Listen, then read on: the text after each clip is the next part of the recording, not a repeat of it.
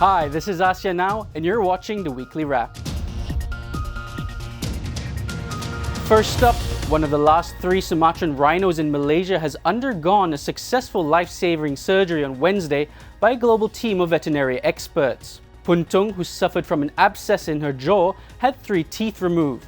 The rhino would need some time before she fully recovers. Next, Indonesia's former Education Minister Anies Baswedan beat Jakarta's incumbent Governor Basuki Cahayapurnama, or Ahok, in the polarizing election for the city's top post on Wednesday. Unofficial polls put Anies in the lead with 58% of the votes versus Ahok's 42%, though the official results will only be announced in May. Moving on, authorities in Singapore have been conducting monkey control operations at Segar Road following a spate of attacks on residents there. The Island Republic's veterinary department said it's received some 160 complaints of attacks in the area since last October and deemed the situation a public safety risk. Veterinary officers were still on the scene on Thursday trying to capture the long-tailed macaques, which have been entering homes, stealing food and biting people.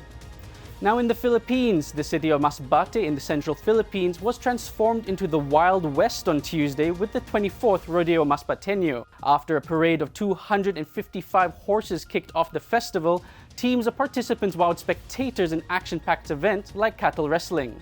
Still in the Philippines, American scientists have discovered live specimens of the rare giant shipworm for the first time. The giant shipworm, which is actually a relative of clams, grows up to 1.5 meters long and lives off the gaseous waste products of microorganisms that live in its gills. We now head over to Bangkok with our Thailand partner Nation TV for the latest roundup from the Northern ASEAN region.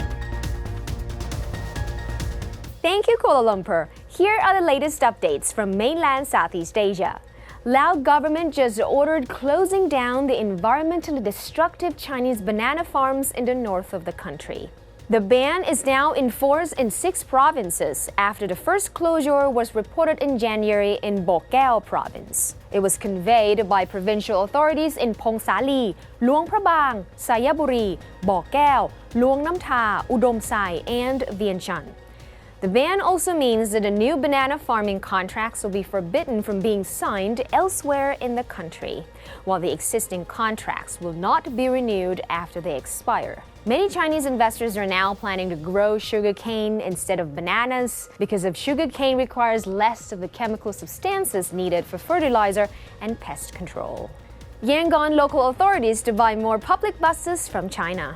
Myanmar's Yangon administration has entered a contract with Chinese Yutong Company for buying over 1,000 buses to supply Yangon bus services system. The buses will arrive next month and run on Yangon bus line. Yangon Region Chief Minister U Pyo-min-tain vowed that Yangon bus services system will be upgraded to meet international standard early next year. All 300 old bus lines running in Myanmar's former capital city of Yangon were abolished and replaced with up to the 79 new bus lines starting on January 16 in an effort to reduce traffic jam in the city and make the bus line systematically operational. According to the Yangon Regional Office, there are currently 79 bus lines operated by 3,500 buses in Yangon to transport 2.5 million people daily out of 6 million residents in Yangon.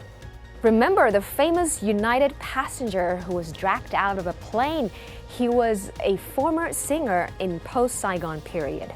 The story of the Vietnamese-American passenger who was forced out of the United Airlines flight against his will continues to unfold in Vietnamese media as they found out that he used to be a famous singer in the 1970s. David Dow was not only a medical doctor who now lives in the United States, but he used to be a famous singer and song composer by the name of Dow Doi An, where he lived in Yangon before 1975.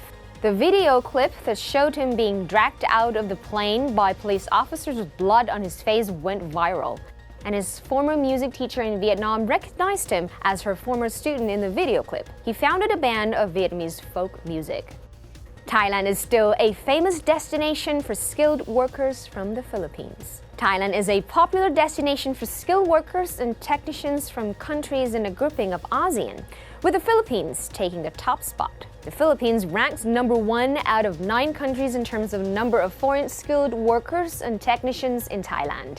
This is according to statistics by Department of Employment, reported and quoted in a story news website. The statistics said the top 5 were the Philippines, Malaysia, Singapore, Myanmar, and Indonesia. Well, with the Philippines roughly 15,000 workers compared to the next ranked Malaysia, roughly 3,000, and there are roughly 5 times as many skilled Philippine workers in Thailand than from any other ASEAN country. Recent rainstorm in Cambodia actually worried experts. Experts in Cambodia are worried about that recent record low temperatures and untimely rainfall may have effect on agricultural productivity. Cambodia has experienced heavy rain in the past week, which is a phenomenon for the dry season. An expert said that this was a sign of the effects of climate change. A recent study forecasts that rising temperatures of up to 5 degrees Celsius in the country's eastern plains will slow down the growth of soybeans, cassava, and maize. And that's it for the updates from mainland Southeast Asia. This has been me, Patsurang Desha Putarangsi. Back to you, KL. Thank you, Bangkok. Thanks for watching. I'm Daniel Bakri, and have a good weekend.